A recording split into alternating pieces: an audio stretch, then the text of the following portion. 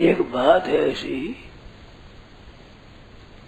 जो साधन करना चाहते हैं, परमात्मा तत्व की प्राप्ति चाहते हैं, उनके लिए कई खास खास बातें। उनमें से एक खास बात ये है कि अपने को निर्दोषता का अनुभव करना चाहिए। सिद्धांत है कि संपूर्ण जितने जीव है, जलचर, थलचर, नभचर, मनुष्य, पशु, पक्षी, 84 लाख योनि जितने हैं, उन सबका वर्तमान निर्दोष है। इस बात का ख्याल लो, सबका वर्तमान जीवन निर्दोष है। हम स्वतः स्वाभाविक निर्दोष हैं सब।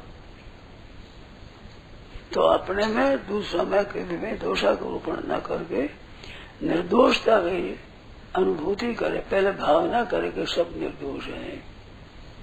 कोई वजह निर्दोष कैसे हैं तो आप ध्यान दें। दोषों की उत्पत्ति होती है और विनाश होता है, ये आप में से किसकी अनुभव नहीं है। मेरी समझ में थोड़ा विचार करेगा तो इस बात का अनुभव होगा, ये दोष काम, क्रोध, लोभ, मोह, मद, मात्सर्य आदि आसुरी संपत्ति के जितने अवगुण हैं, ये उत्पन्न होते हैं और लीन हो जाते, नष्ट हो जाते हैं। काम है वो पैदा होता है, शांत हो जाता है। क्रोध पैदा होता है, शांत हो जाता है। लोभ पैदा होता है, शांत हो जाता है। मोह पैदा होता है, शांत हो जाता है। ये उत्पन्न और नष्ट होने वाले हैं दोष। जितने विकार हैं वे सब के सब विकार आदि और अंत वाले हैं। यही संस्पर्श जाप होगा। जो संबंध जने सुख है, दुख योने एवं दुखों के ही कारण है और आदि और अंत वाले हैं। बुधा तेषु न रमते, विवेक उनमें रमण नहीं करता। तो ये संस्पर्श जन्य है ना, उत्पन्न होने वाले हैं, पैदा होने वाले हैं। तो ये राग द्वेष ये मुख्य है दोष। दोषों में मुख्य है इंद्रियार्थे राग द्वेषु व्यवस्थित हो तयोर न वशमागत से तो ये परिपंदे न हो। ये राग और द्वेष ये व्यवस्थित है, मानो व्यवस्था से स्थित है। ये ऐसे नहीं है। अनुकूलता की दृष्टि से राग होता है, प्रतिकूलता की दृष्टि से द्वेष होता है। तो अनुकूलता प्रतिकूलता को लेकर के राग और द्वेष है, ये व्यवस्था से है। तो राग और द्वेष, सुख और दुख होता है, सुख में राग होता है, दुख में द्वेष होता है। तो अनुकूल वेदनीयम सुखम और प्रतिकूल वेदनीयम दुखम, ये पतंजलि योग दर्शन है। तो अनुकूलता प्रतिकूलता का राग और द्वेष होते, फिर विकार अनंत होते हैं। विकारों में एक भी विकार है तो सबके सब विकार उसमें है। सब विकार है, विकार सब साथी है। तो विकार रहते हुए निर्विकार अपना का अनुभव करना एक तो भूल है और बात सच्ची है। भूल क्या है कि निर्विकारता का अनुभव करके अभिमान करना कि मेरे विकार नहीं है, तो बड़ी भारी भूल है। और विकार रहते अपने को विकारी मान लेना बड़ी भारी भूल है। ध्यान दें बात का। मानो अपने में विकार नहीं है। हमारा दूसरों का सबका जीवन स्वतः निर्विकार है। स्वतः अगर न होता, ये निर्विकारता कृत्रिम होती तो नष्ट हो जाती। ये भगवान नहीं कहते यम लब्ध्वा चा परम लाभम मन्यते नाधिगम तथा यस्मिन् स्थितो न दुखे न गुरुणा भी विचार्यते। दूसरी यज्ञात्वा न पुनर्मेव मोहमेवं यासी पांडव ये न भूतान्यशेष दक्षस्यात्मन्यतो मयि। तो यज्ञात्वा न फिर जानने के बाद पुनर्मोह नहीं होता। तो पुनर्मोह तभी नहीं होता कि जब मोह उत्पन्न और नष्ट होता है। अगर होने वाला होता तो फिर पैदा हो जाता। तो निर्मोह स्थिति स्वतः है हमारी। यमलब्ध्वा जिस लाभ से बढ़कर कोई लाभ नहीं होता, तो कौन से विचलित नहीं होता, तो वो लाभ है, वो नित्य है। अनित्य हो तो उसका नाश हो जाता है। तो हमारा जीवन निर्दोष है, ये तो शास्त्र की बात।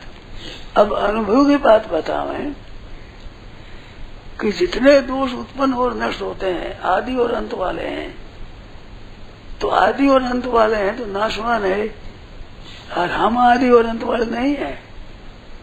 देखो अवस्था हमारी बदलती है, जागृत है, स्वप्न है, सुषुप्ति है, मूर्छा है, तुरीय है, ये अवस्थाएं हैं। ये अवस्थाएं बदलती है, हम नहीं बदलते हैं, ये अनुभव है।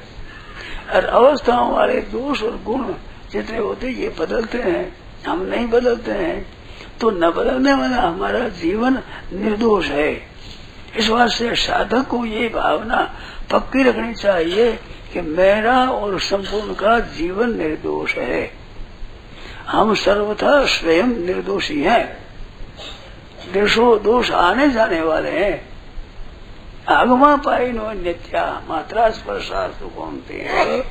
शीतोष्ण सुख दुख, शीत उष्ण के द्वारा सुख दुख देने वाले हैं, मन अनुकूलता प्रतिकूलता के द्वारा सुख दुख देने वाले हैं, और आने जाने वाले हैं, अनित्य है, उनको तुम सह लो।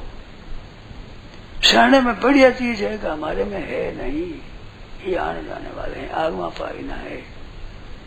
सहने का अर्थ है कि हम निर्विकार हैं, हमारे दोष नहीं है। इस वास्ते इनकी परवाह मत करो, सह लो, आने जाने दो। क्यों आने जाने वाला है, क्यों सुखी क्यों दुखी हो मैं, और अनित्य है, ये प्रत्यक्ष बात है। अब उस सहने से क्या होगा कि यज्ञ व्यध्यंत्यते पुरुषम पुरुषर्षभ श्रेष्ठ अर्जुन सुनो, जिसको ये व्यथा नहीं पहुंचाते, मानो जो सह लेता है व्यथा को स्वीकार नहीं करता है, सामर्थ्यत्व कल्पते, वो मुक्ति का पात्र हो जाता है। पात्र होते मुक्ति मिल जाती है। तो मुक्ति स्वतः है इनसे, क्योंकि ये जानते हैं कभी राग से बंद हुआ, कभी राग से मुक्ति हुई, कभी क्रोध से मुक्ति हुई, कभी मोह से मुक्ति हुई। तो मुक्ति हमारी स्वतः है और इसका बंधन ये पड़ता है। तो आने जाने वाले हैं, तो आने जाने वाले होने से हम रहने वाले दोषी कैसे होंगे? हम दोष को स्वीकार करते हैं, दोषी होते हैं। आगमा पाइना नित्य है, तो हम निर्दोष, हमारा और सबका जीवन निर्दोष है। ना तो अपने में दोष की कल्पना करें, ना दूसरे में दोष की कल्पना करें। एक ने एक संत से कहा कि महाराज मेरे को आप निर्दोष कैसे समझते हैं? तो संत ने उत्तर दिया कि तुम्हारे वो निर्दोष इस बात से समझते हैं तुम निर्दोष हो जाओ, निर्दोष हो तुम, इस बात से निर्दोष समझते हैं तुम्हारी निर्दोषता कायम रह जाए।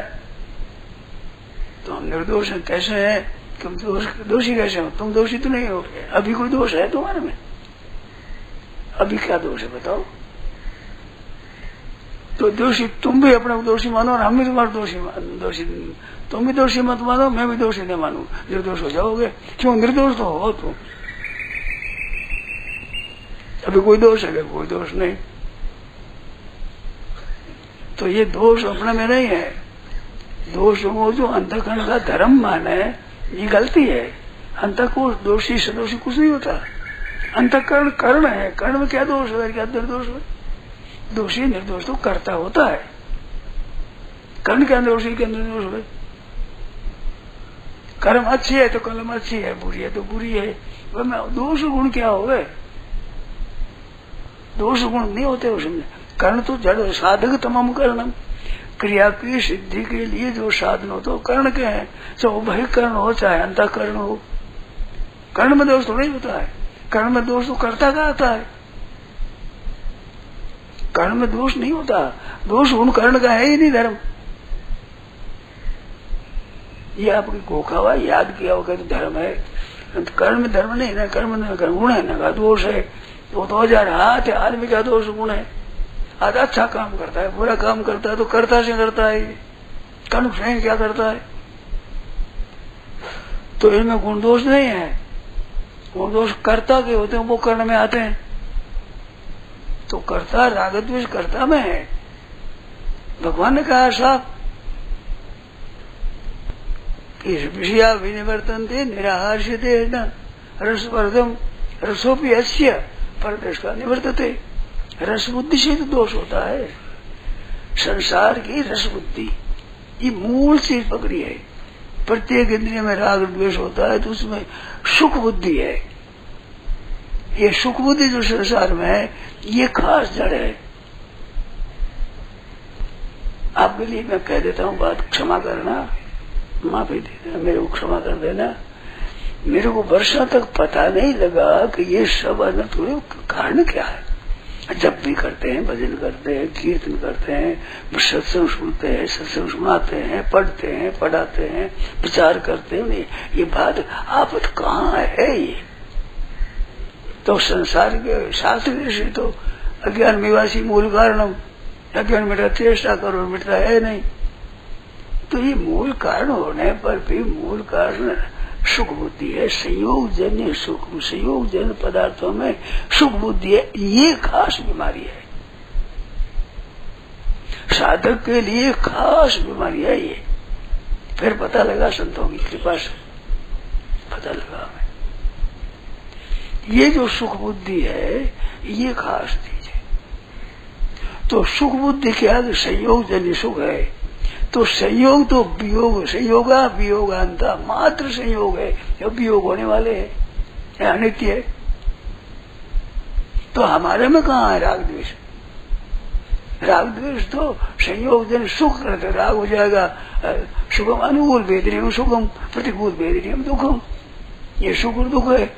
इन दोनों में अगर देखा जाए तो खास अनर्थ हेतु सुख है। सुख के कारण से दुख होता है। सुख नहीं भोगे दुख हो गए नहीं।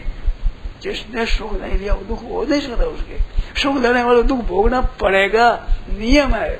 जो संसार का सुख भोगता है उसको दुख भोगना पड़ेगा ही, कोई बच नहीं सकता, नियम है। तो दुख तो सुख ही हुआ।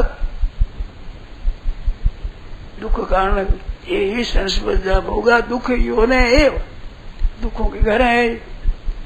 तो सुख दुख से रहित सतह है। क्या पता कि आप खुद को, अब ध्यान देकर सुने मेरी बात, सब ध्यान देकर सुने कि सुख आया गया, दुख आया गया, आप जानते हो नहीं।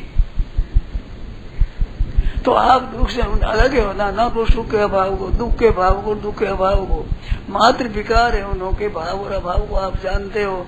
तो आप में सुख दुख नहीं है, आप सुख दुख रहित हो। ये तो आगंतुक है।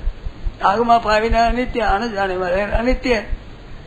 जितने गए शीतोष्ण सुख दुखदा, अनुकूलता प्रतिकूलता के द्वारा सुख दुख देते हैं। ये अनुकूलता प्रतिकूलता आपकी बनाई हुई, उसी कोई अनुकूलता बना लेता है, कोई प्रतिकूलता बना लेता है, जो सुख दुख देते हैं। तो ये आपका बनाया हुआ आपके है। ये सुख दुख है, आगंतुक है। तो आप सुख दुख से रहित है, तभी तो इनके भाव अभाव को जानते हैं। ये तो प्रत्यक्ष अनुभव है सबका। तो आप स्वयं सुख दुख से रहित हैं। इस वास्ते इससे पहले से दृढ़ता से ग्रहण कर लो कि हम और आप सब के सब, ये सब के सब निर्दोष है, सुख दुख रहित है, राग द्वेष रहित है, हर्ष शोक रहित है, काम क्रोध रहित है, सब वास्तव में रहित है। अपना जीवन सदा जो रहने वाला अपना जीना है, ये हमारा दोष निर्दोष जीवन है। ये पहले मान लेना चाहिए, कायम कर लेना चाहिए। ये है तत्व की प्राप्ति, जो है उसी की प्राप्ति होती है, निवृत्ति उसी की वजह निवृत्ति है। ध्यान देना, ये बात मैंने भी कही। मानो हमारे से निवृत्ति किसकी होगी, हम निवृत्ति किसी करेंगे। जो निवृत्त है हमारे हम साथ नहीं है, उसी की निवृत्ति होगी, हमारे स्वरूप की निवृत्ति हो जाएगी। और प्राप्ति किसी की होगी, जो हमारे को प्राप्त है उसी की प्राप्ति होगी। हमारे निवृत्त है उसकी निवृत्ति होगी और प्राप्ति उसकी प्राप्ति होगी। मानो प्रकृति और प्रकृति का कार्य है ये हमारा संबंध नहीं है तो हमारे से निवृत्त है, इस बात से इसकी निवृत्ति होगी। और परमात्मा तत्व है वो हमारे प्राप्त है, जो नित्य प्राप्ति की प्राप्ति होगी। तो नित्य प्राप्ति को प्राप्ति करना है, नित्य निवृत्ति करना है। तो नित्य निवृत्ति तो हमारा निर्दोष जीवन है कि नहीं? आज तो निवृत्ति हुआ, निर्दोष जीवन हुआ। तो आप हमारा जो वास्तव में स्वरूप है, जीवन है, हमारा स्वभाव है, हमारी जीवन है, हमारी सत्ता है, तो वो हमारी निर्दोष है। तो सबका हमारा निर्दोष जीवन है।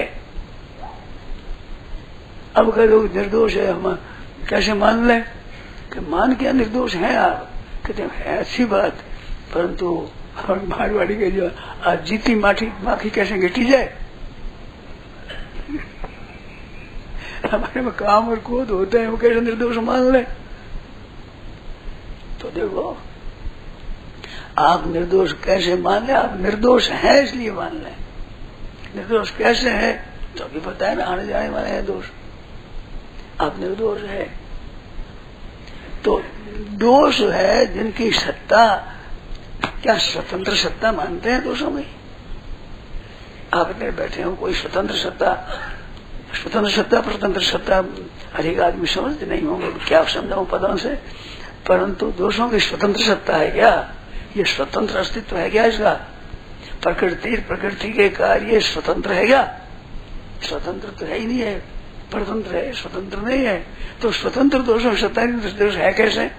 है तो वो नाशतो विद्यते भाव, असत भाव न विद्यते। असत का भाव विद्यमान रहता ही नहीं, तो दोषों का विद्यमान कैसे रहेगा? असत है, नाश होता है, ये प्रत्यक्ष अनुभव है हमारा, इनके अभाव का अनुभव होता है। तो अनुभव जिसका होता है, नाशतो विद्यते भाव, असत का भाव विद्यमान नहीं रहता है, आते जाते रहते हैं। नाशतो विद्यते भाव या ना भाव विद्यते सत, सत का अभाव न विद्यते, भाव होता ही नहीं।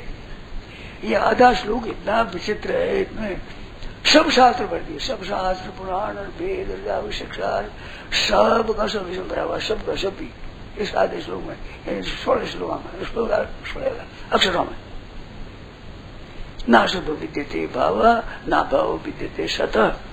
तो असत भाव न विद्यते, असत का भाव विद्यमान नहीं है और सत का अभाव विद्यमान नहीं है, तो क्या हुआ? सत्य हुआ? कोई शंका है इसमें? असत का भाव विद्यमान, असत की सत्ता विद्यमान रहना ये है ही नहीं, और सत का अभाव विद्यमान है ही नहीं, सत का अभाव हो सकता ही नहीं, और असत का भाव सत्ता हो ही नहीं सकती। तो निर्दोष हुआ ना आपने स्वतः, स्वाभाविक है। तो स्वतंत्र सत्ता नहीं है इनके, क्योंकि नाशतो विद्यते भाव, इसका भाव न विद्यते भाव है ही नहीं, सत्ता कैसे हुई? आगंतुक है, आगमा पाई ना नित्य आगंतुक, आने जाने वाले हैं। और आप आने जाने वाले नहीं हो, आप रहने वाले हो। बालिक पुरुष से आज दिन आप तो वही देख, तो मैं वही हूँ। अवस्था बदली, देश बदल गया, काल बदल गया, वृत्ति बदल गई, भाव बदल गए, सिद्धांत बदल गए, मान्यता बदल गई, साथी बदल गए, सब तरह बदल गए, और आप नहीं बदले। तो आप तो वही रहे, तो आप जो वही रहे वो आप निर्दोष हो। और ये दोष आने जाने वाले हैं, तो आने जाने वाले हैं, उनको मिटाना सुगम है, क्योंकि मिटने वाले हैं। तो मिटने वाले ही मिटेंगे और मिलने वाला ही मिलेगा, जो मिला हुआ है वो तो मिलेगा, और मिटने वाले वही मिटेंगे। ये सिद्धांत हुआ। अब इसमें कोई बात पूछो।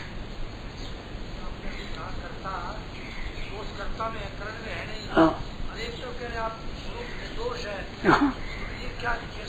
बहुत ठीक, बढ़िया बात पूछी है आपने।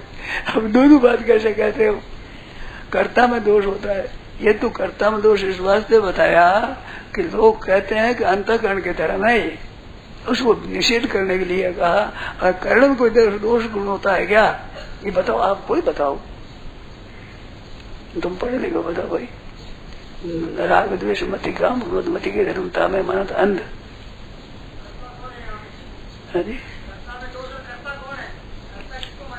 कर्ता जो करता है उसको माने, कर्ता को माने, और क्यों माने? जी, दोषी करता हुआ, कर्ता दोषी तभी निर्दोष होना है अपने को। करती दोषी नहीं हो तो कोई जरूरत, उद्योग की जरूरत ही नहीं, सत्संग की जरूरत ही नहीं है। हमारे दोष है ही नहीं, करती क्या कर गए?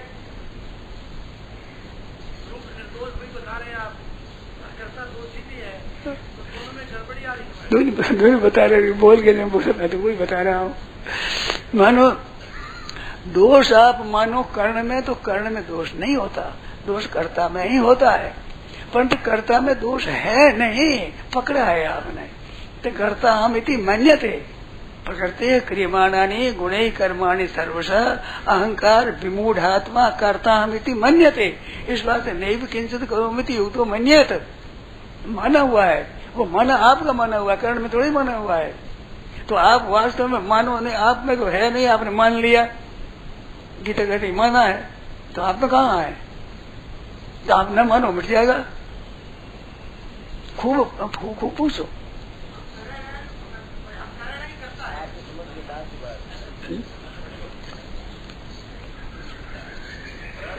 ये समझ करता हूँ सब। वे क्या कहते हैं?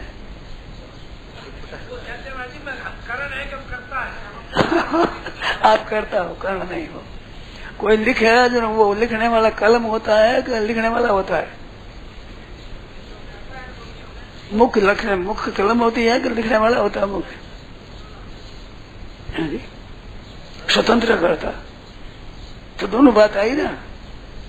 और अपने में हो नहीं तो मिटाने क्या, साधन करना ही क्या है? तो मिटाने के लिए कहता हूँ, आप मिटाओ क्या आप में नहीं है, ये मिटाने की उम्मीद हो जाए आप में। ये पहले कायम कर लोगे, हमारे में नहीं है, क्योंकि आगंतुक है, आते जाते हैं। ये मैंने युक्ति बताई, आगमा पाएगा नित्य गीता की बात। तो आने जाने वाले हैं, तो आने जाने वाले हैं, रहने वाले थोड़े ही है। घर में कुत्ता आने जाने वाला है, घर में रहने वाला है, मालिक है घर का कुत्ता। कुत्ता आ गया निकल आ गया, ऐसे रात में आगे निकलो उसको, अपना है नहीं। यह हृदय भवन प्रभु तोरा, और आय बसे बहुत सोरा, अरे कर्त रहे तो बरजो रहा, अरे मान तो नहीं हो रहा। मैं बताऊं मानते नहीं है, अब क्या करूं महाराज, न हंसी जन हो तुम्हारी, न हंसी हो जाएगी महाराज, भगवान के शोर आते हैं। इस वास्ते आपको कहता हूँ, तो ये शोर आए हुए हैं, आगंतुक है कहाँ करता में है, दोनों बात सच्ची है। तो वास्तव में करता में नहीं है तभी मिटेंगे, और वास्तव में होगा तो मिटेगा नहीं। ना भी तो भाव भी देते सत का अभाव नहीं होता, तो है जो सत का अभाव कैसे होगा, ना भाव भी देते सत। इस वास्ते अभाव होता है तो असता भावना भी सत्ता है ही नहीं इसकी, इस वास्ते आप निर्दोष है। अब और बोलो। है?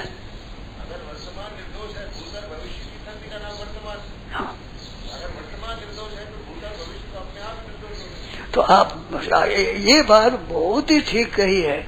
अब कृपानाथ इतनी कृपा और कर दो कि भूत भविष्य के दोषों से हम अपने को दोषी नहीं मानेंगे, इतनी और क्योंकि हमारा वर्तमान निर्दोष है, तो भूत भविष्य भूत के दोष को हम दोषी क्यों मानेंगे? तो भूत के काल के दोष है, आप दोषी मत मानो। ये तो आप चाहिए, भूतकाल के दोष है हम अपने दोषी नहीं मानेंगे। आगे समझ में आ गई? बस तो भूतकाल के दोष है ही नहीं हमें। बड़ी भारी हानि है, बड़ी भारी गलती होती है भूतकाल के दोष को दोष मान करके अपने को दोषी मानते हैं। बहुत मार्मिक बात है, बहुत बढ़िया बात है। कोई कहे मेरे दोषी हो, तो कब तुम भूतकाल के दोष को लेकर दोषी मानता है? आप कैसे दोषी हुए? भूतकाल के दोष को मानकर दोषी कैसे हो गए आप? तो भूतकाल के दोष को मानकर दोषी मत मानो।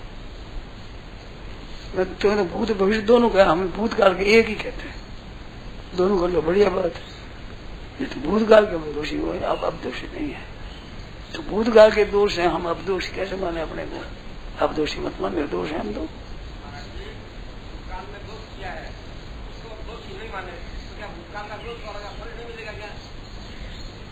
भूतकाल में जो दोष हो गया है, हाँ, उसका फल नहीं मिलेगा क्या? तो फल मिल जाए तो मिल जाएगा, दोष तो नहीं रहेगा। फल मिलेगा नष्ट हो जाएगा दोष। अगर फल मिलेगा तो नष्ट हो जाएगा फल दे करके, दोष तो नहीं रहेगा। बोलो, खूब पूछो, ये बहुत विषय खुलेगा।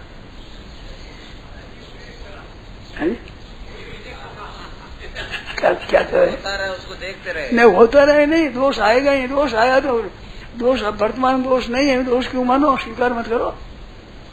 आप कर्ता अमिति मन्यते, मानते हो दोष, तो आपने मानो मत दोष हो, जब आवे दोष मत मानो। मूल में आप निर्दोष हो। ये कैसे कि आप कहाँ दोष है, भूतकाल में दोष का उसी दोषी मानते हो और फिर आ जाएगा, ये संभावना आप रखते हो तब आता है, ये संभावना नहीं, वो नहीं आएगा।